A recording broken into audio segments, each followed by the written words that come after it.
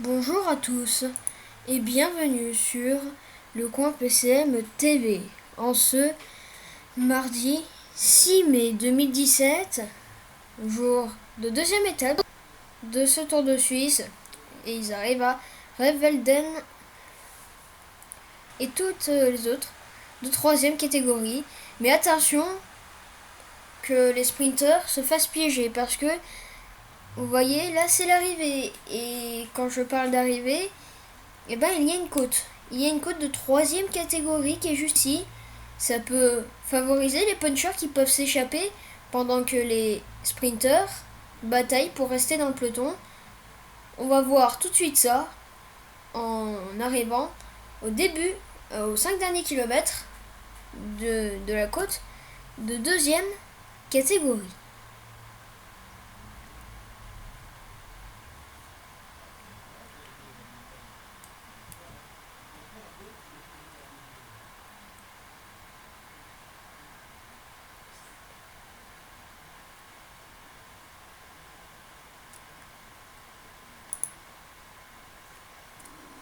Voilà, donc on se retrouve au début, aux 5 derniers kilomètres du premier sprint de la montagne, emmené par le coéquipier de Mikel André Lopez, Fominik, qui est le Kazakh de l'équipe Astana, qui veut passer le relais à Matej Morik. Regardez la différence. Regardez juste la différence de taille avec Stefan Koenig. Hein. C'est pour dire. Hein. Là, il se fait tout petit. Bon, c'est pas un jeu de mots, mais c'est pas grave. Il se fait tout petit, la Matej Morik, et on essaie de s'accrocher avec Rizebek. Koenig aussi. Morik est le meilleur grimpeur de cette échappée. Et pour l'instant, ça se neutralise. On va... Ah si, ça attaque. Ça attaque avec le coéquipier de Mikel André Lopez. Accélération, Matej Morik laisse 2-3 longueurs d'avance. Ça y est, ça sprint. Ça sprint, Matej Morik. Matej Morik. Attention parce qu'un homme fort, Paul Ferrem, et Stefan Koenig aussi. Stefan Koenig est premier sur ce pointage du meilleur grimpeur. Et attention, si Stefan Koenig arrive aux 3 premiers sprints de la montagne, il est le meilleur grimpeur de ce Tour de Suisse. Donc il faudra faire très attention aux Suisses de l'équipe BMC. Une grosse chute vient d'intervenir sur ce peloton, et Simon Spilak est tombé. Peut-être a-t-il une blessure, on ne sait pas. En tout cas, il y a des coureurs de leur cascotte qui sont victimes de cette chute. En tout cas, on va aller devant pour aller voir se disputer les points de la montagne devant. Et c'est Matej Morik qui prend les devants, mais qui ne relaye pas assez fort. Abandon de Peter Weening. Le vétéran néo-zélandais, comment on dit, je l'ai au bout de la langue en plus. Néerlandais, voilà. Néerlandais qui est abandonné. Ça attaque comme tout à l'heure avec Fominik. Matej Morik qui cette fois accroche bien la roue du Kazakh. Et ça revient très fort avec Stefan Koenig qui est revenu très très fort. Et ça y est, ça attaque cette fois avec Matej Morik. Matej Morik, il n'a même pas une grosse accélération, il attend les autres même. Il attend les autres et il faut débouler maintenant. Il faut débouler, regardez. Est-ce que Stefan Koenig va arriver à devancer le Kazakh? Ça peut le faire. Non, ça peut... Non, je ne pense pas. C'est Fominik qui va chercher les points de la montagne. Attention quand même à Stefan Koenig. Il y a eu, comme vous voyez, des écarts faits par le Kazakh, mais sans gravité pour le peloton qui revient un peu. Hein. Il revient, ils sont à 1 km du sommet, emmené par Fabio Fellini. Golas essaye de prendre l'ascendant. Regardez Sagan. Et Geraint Thomas. Reichenbach. Où est le maillot de Peter Sagan? Il est là. Il est là, le meilleur sprinter. Lampard. Brambilla, Lopez. Et c'est fini pour le frère de Peter Sagan là. Jura et Sagan. Devant. On va retourner devant. Et on va se retrouver comme d'habitude. Qu'on a escaladé, qu'on vient d'escalader avec l'échappée. Ça y est, c'est parti pour l'échappée dans la côte de Sonnenberg. Avec Fominic. Les troisième fois qui sont là. Les troisième fois qui sont là.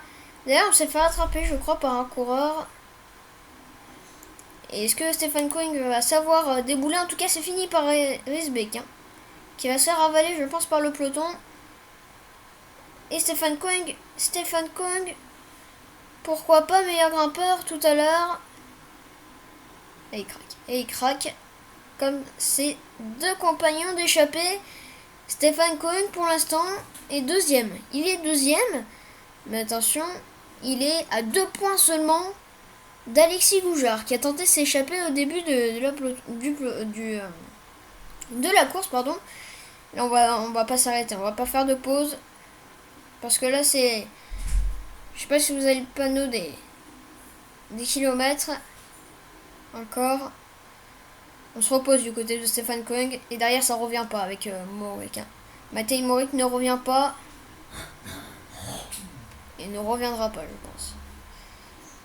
Derrière, ça roule avec Max, certainement. Koenig qui va peut-être lâcher. Et oui, il lâche Fominic. Et il va être meilleur grimpeur. Il va être meilleur grimpeur, je crois. Oh là là. Oh là là. Stefan Koenig. Il n'y a pas 25 secondes, il n'y a pas 26 secondes, c'est pas possible. Il y a à peine 5 secondes. Il y a à peine 5 secondes, c'est pas possible. L'écart est pas bon, je pense. Stefan Koenig pour, je pense, meilleur grimpeur de ce Tour de Suisse. Allez, Stefan Koenig, qui peut le faire tout seul. Il l'a déjà fait à nombreuses reprises. Surtout sur le Tour d'Italie. Et surtout, si ça se relève, c'est sûr qu'on va pas rattraper Stefan Koenig. Hein. Il faut pas laisser partir Stefan Koenig. Parce que sinon, on peut le payer très cher du côté du peloton des favoris. Est-ce que Stefan Koenig va arriver à résister au retour du peloton? Ça, on le saura très bientôt. Stefan Koenig va se faire attraper à 19 km de l'arrivée par Fabio Felline, l'Italien de l'équipe Trek Segafredo qui roule pour John Degenkolb. Mais attention de ne pas rouler trop vite, sinon il va lâcher son compatriote, le sprinter allemand. Et regardez, même Peter Sagan n'arrive pas à suivre le rythme opposé par Fabio Felline. Regardez, même les grimpeurs craquent hein, presque. C'est compliqué, on n'est plus 99 dans le peloton. Craddock. Attention, je crois que Gaviria est toujours là. Ça, c'est une très bonne nouvelle pour le sprint. Est-ce qu'on va toujours voir le match Sagan-Gaviria? Ça serait beau. Hein. Déjà, hier, on l'a bien vu, donc pourquoi pas aujourd'hui?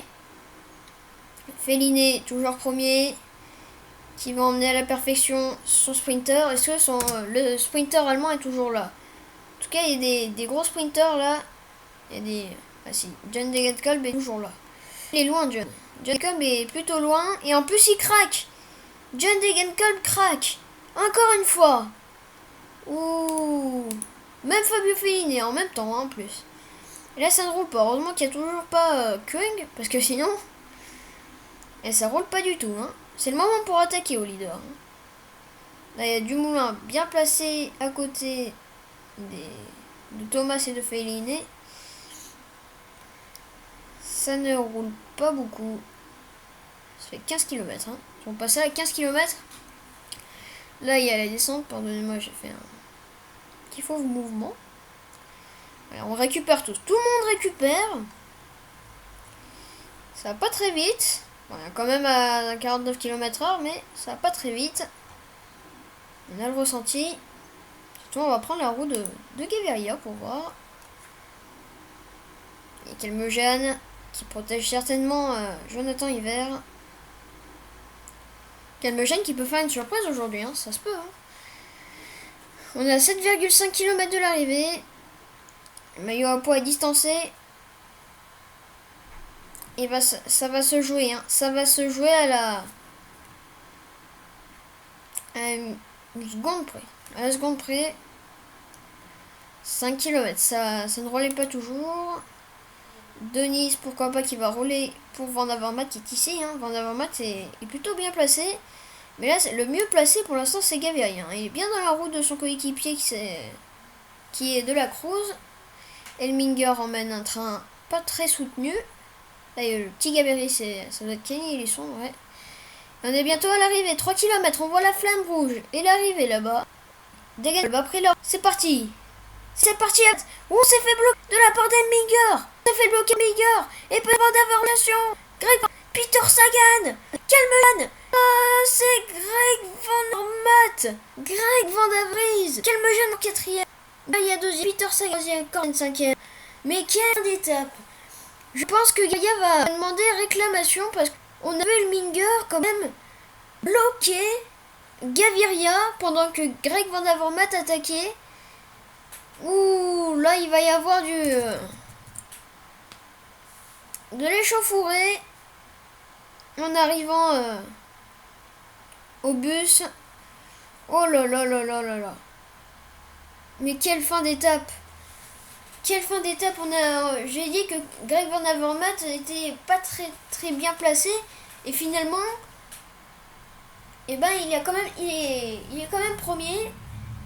Un peu aidé par Elminger, c'est vrai, mais il a quand même gagné devant Fernando Gaviria et Peter Sagan. Et là encore la sensation, c'est Calmejane qui est encore quatrième, pardonnez-moi.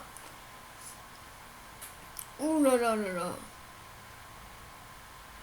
Sagan a failli faire la fusée Sagan. Regardez Sagan. Regardez Sagan, il est encore loin à 200 mètres de l'arrivée, il double tout le monde. Regardez, il slalom devant tout le monde. Et il chip la troisième place. C'est quand même fou ce Peter Sagan. Hein. Ouh, ça c'est du grand. Ça c'est du grand. Mais il est quand même toujours battu par un Gaviria. Et cette fois par un Van Avermaet qui a fait des malheurs à Peter Sagan dans les classiques flandriennes. Voici le vainqueur du jour, Greg Van Avermaet. Qu'on n'a pas vu dans le sprint d'hier. Gaviria toujours maillot jaune devant Sagan. Goujar est toujours quatrième alors qu'il était distancé. Dumoulin 9ème, Costa 10ème. Stefan Kung est le meilleur grimpeur pour un petit point devant Alexis Goujar. L'histoire est belle pour Stefan Kung, restant vainqueur de la deuxième étape de la troisième étape du Tour de Romandie. Il gagne. Il a su faire preuve de panache. Fernando Gaviria toujours meilleur sprinter.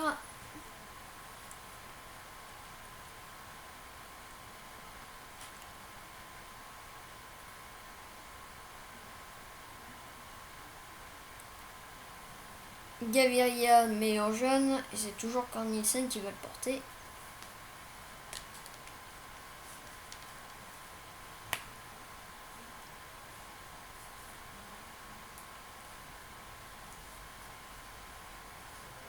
Voilà pour cette deuxième étape du Critérium du Dauphiné. Et la team Dimension Data est la meilleure équipe pour l'instant de ce Tour de Suisse. Mais ils sont tous à la même seconde. Donc rien n'est encore joué, loin de là.